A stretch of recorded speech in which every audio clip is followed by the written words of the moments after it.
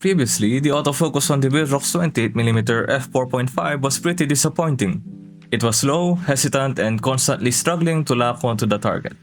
In video mode, it had a bad habit of randomly throbbing in and out, making it unreliable for smooth footage. To update your lens, you will first need to install the Viltrox Lens app on your phone and create an account. Now, here is where it gets weird. You need to power or charge your lens before updating. Yeah, you heard me right. This isn't some kind of troll video, just plug the lens into a USB charger or USB port to provide power. Once that's done, open the Viltrox Lens app and select Viltrox 28mm and update it to the latest firmware version. After that, you should be good to go.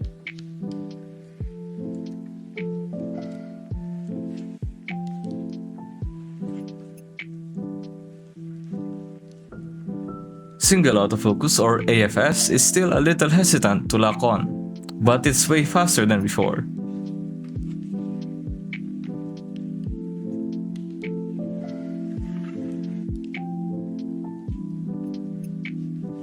Continuous autofocus on the other hand really surprised me. It's lightning fast now. Well, almost instant. Which is incredible since before it was incredibly slow.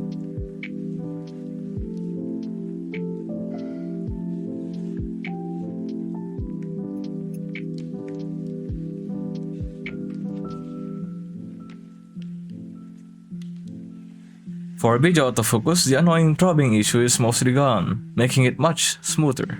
So we can say that Viltrox actually fixed it. This update makes a huge difference. If you own this lens, I'd highly recommend you updating to version 1.06.